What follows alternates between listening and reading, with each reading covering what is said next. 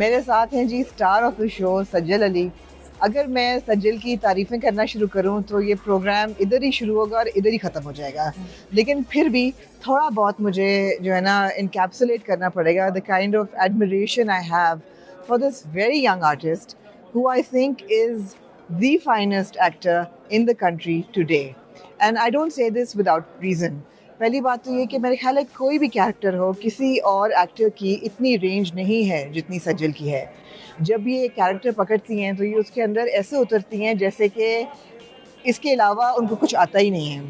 Such a fine actor, और हर किस्म का रोल, हर किस्म का कैरेक्टर, हर किस्म की परफॉर्मेंस। आजकल हम इनको देख रहे हैं ज़ड पत्तों का बन, और जब उन्होंने वो भंगड़ा किया तो मैंने कहा यार हाउ डिलाइटफुल इज़ दिस। लेकिन उसका भी इन्होंने क्रेडिट नहीं लिया, तो ये भी इनको क्रेडिट ही जाता है that she is also very modest. Finally हम बैठ के बात कर रहे हैं, बहुत ही एक हजूम में, लेकिन कम अज़ कम बात हो रही है।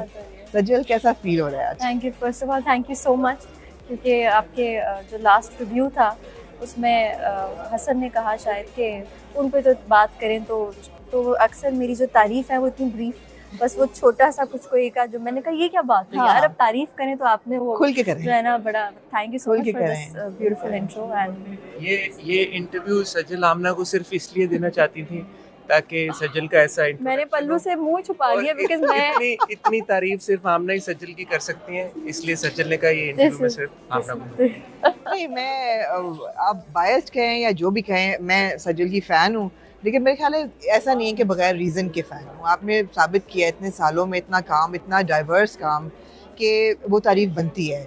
बट सज्जल, अब ये ड्रामा जो है, ये वो ऐसा ड्रामा नहीं है जिसको जो पब्लिश हो और जिसकी ऐसे करके रेटिंग्स आ जाएं और ऐसे करके ये मकबूल हो जाए।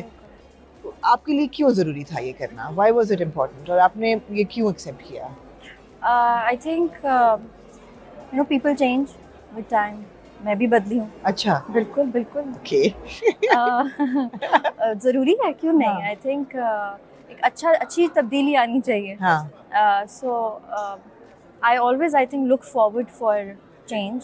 सो पिछले कुछ टाइम में मैंने रियलाइज़ किया कि I just don't want to look pretty, and जो कि आई थिंक मैं ड्रामों में बस थोड़ी बहुत सही लग जाती हूँ। I have been always lucky, I would say, कि मैंने लोग काफ़ी कोशिश करते हैं कि उनको स्क्रिप्ट अच्छा मिले, या मुझे बहुत सारी वो स्ट्रगल्स नहीं करनी पड़ी जो यूजुअली एक्टर्स को करनी पड़ती हैं। I think since I started working मुझे हमेशा से बड़े अच्छे और मुख्तलिफ कह लें किरदार करने का मौका मिला। सो इसमें तो वैसे ही हम जिस तरह से कहानी को, again credit goes to the writer and the whole team and the director, Kashf foundation. I am very happy कि this is my I think कुछ अनकही के बाद दिस इज़ द प्रोजेक्ट अब जो मैंने टीवी के लिए किया है, तो वो भी उनका ही प्रोजेक्ट था। और तो आई थिंक मैंने ये रियलाइज़ पिछले कुछ टाइम में कर लिया कि I want to give back to society, I want to, मुझे अपना हिस्सा डालना है, because I got a lot. मुझे इस इंडस्ट्री ने बहुत कुछ दिया है, from fame to fortune. So I mean it was I think high time for me to kind of now select roles में जहाँ पे कुछ substance हो। ये तो यूजुअली खैर हम हर स्क्रिप्ट में ही कहते हैं कि यार कुछ सब्सटेंस हो, कुछ हो, बट एक कमरे से निकल के दूसरे कमरे तक का कैरेक्टर उस तक महदूद नहीं है। बिल्कुल। सो इसमें लड़कियों की तालीम का फुकदान तो है। आई फील कि जो भी इस वक्त हमारे मुल्क में एजुकेशन पे काम कर रहे हैं उससे बेहतर काम हो ही नहीं सकता। बिल्कुल, क्योंकि सो अगेन पॉपुलेशन पर बात हुई, तो ये वो वाली चीज़ है जिसमें हम तो सिर्फ एज एन एक्टर अपना थ्रू आर्ट हम इन चीज़ों में शामिल होकर थोड़ी सी बात, और लोगों को अगर सोसाइटी में कुछ चेंज आ सकता है तो why not. Again I think I am lucky. और इस तरह के कुछ अनकही में आई फील कि मेरे पास नंबर ऑफ सीन्स बड़े कम थे। मैं उस चीज़ से भी निकल आई हूँ बहुत टाइम से कि यार आई डोंट रियली केयर। कभी कभी कुछ ऐसी कहानियाँ, कभी कभी कुछ कैरेक्टर से बड़ी कहानी होती है। So sometimes you don't really have to think about just yourself, and you have to think about what actually you are telling people, और आप कैसे लोगों को की ज़िंदगी में कुछ चेंज ला सकते हैं। So I think through Meenu and through this story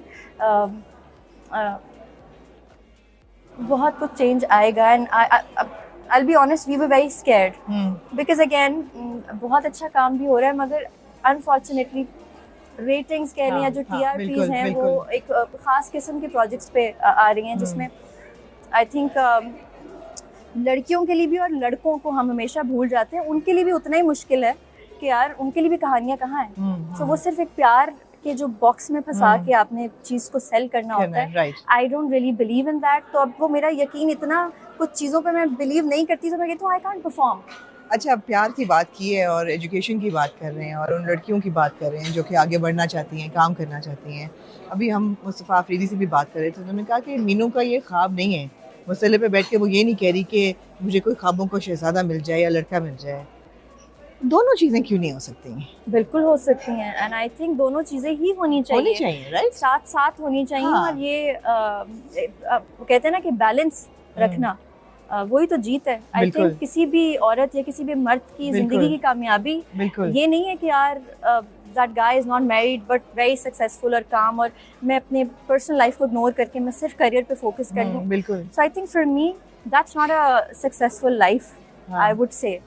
उनका पॉइंट ऑफ व्यू है, I respect that, but I believe कि ज़िंदगी में ना आपके जो आई थिंक जो थोड़ी सी ऑफ बात है जो यूजुअली हमारे ड्रामों पे फोकस, कहानी शुरू ही एक लव स्टोरी से होकर ख़त्म ही ज़िंदगी में और कुछ है ही नहीं। बिल्कुल, शादी के हम अलावा सबकी ज़िंदगियों में हमने बहुत कुछ किया है हमारे। तो आई थिंक वो जो एक ख़ास बॉक्स है ना जिसमें औरत को बंद कर दे शादी, वो नहीं। हाँ, बट शादी is a beautiful thing at the same time and if you find that right person, why not? I think आपको तो वेट भी नहीं करना चाहिए, जस्ट आपको उसके साथ रहते हुए and if somebody is there to support you in every way then why not? तो मीनू की जिंदगी में तो रोमांस है, वो नजर आ रहा है कि होगा। और आप लोग देखेंगे कि बड़ा खूबसूरत रोमांस है, बट अगेन दैट अब उसकी जिंदगी में जिस तरह अभी तक लोग अब्बा को बड़ा पसंद कर रहे हैं, अब अगेन सिर्फ लड़कियों के कैरेक्टर्स को हमने चेंज नहीं किया, हमने ये स्टीरियोटाइप्स को ब्रेक किया है बाय शोइंग कि इस तरह का बाप ऐसी जगह पे होना एक तो रेयर केस है।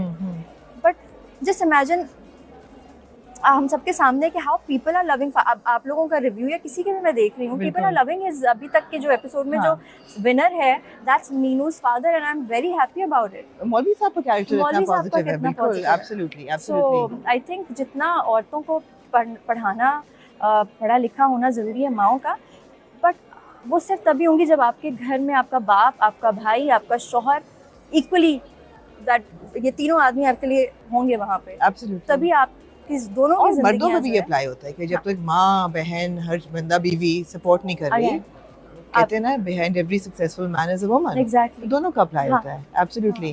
चैलेंजिंग कितना था सजल ये पूरा शूट?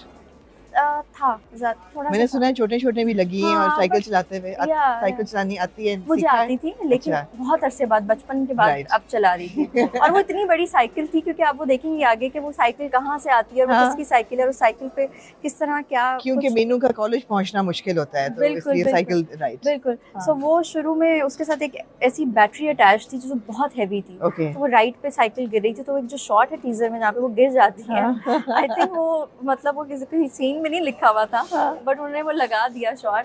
चैलेंजिंग था बिकॉज अगेन बहुत ठंड से, एक्सट्रीम ठंड से हमने अभी तक हम शूट करे थे, 2 दिन पहले तक शूट हो रहा था। बट अगेन ये कोई इतना जब when the story is great, so आप ये चीज़ें भूल जाते हैं। सो वो चोटों वोटों का मुझे कोई इतना फर्क नहीं पड़ता, बट इट वाज चैलेंजिंग। इतना काम किया है सजल, कितने सालों से इंटरनेशनल प्रोजेक्ट्स किए, इंडिया में काम किया है, जमाइमा के साथ काम किया है।